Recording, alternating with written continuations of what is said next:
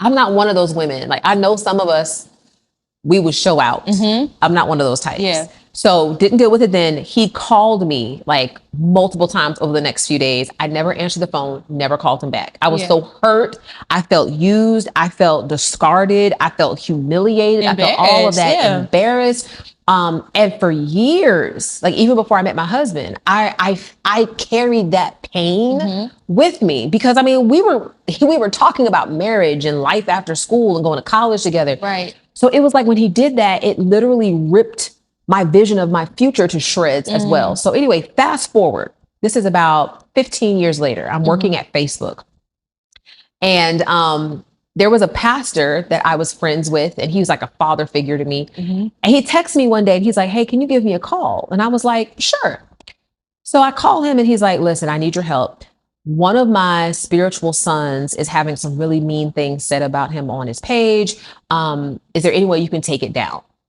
And I was just like, no. I was like, I don't know. I was like, unless it's violating community standards, I can't have it taken down. And he was like, well, look, I would appreciate any help you can offer because I just don't want him to be remembered for the worst thing he ever did. And I was just like, okay. I said, well, listen, just send me the page and I'll try to escalate it and see what we can do.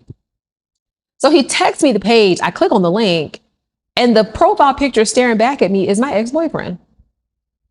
And I scroll down because I'm like, first of all, I'm like, why is his face looking at me? So I scroll down and I see all these comments from people. Serves him right. Cheaters get what they deserve. How could he call himself a pastor out here living a double life? I hope his wife is okay. Like all these things. Yeah. So I Google his name because I'm just like, what is happening right now?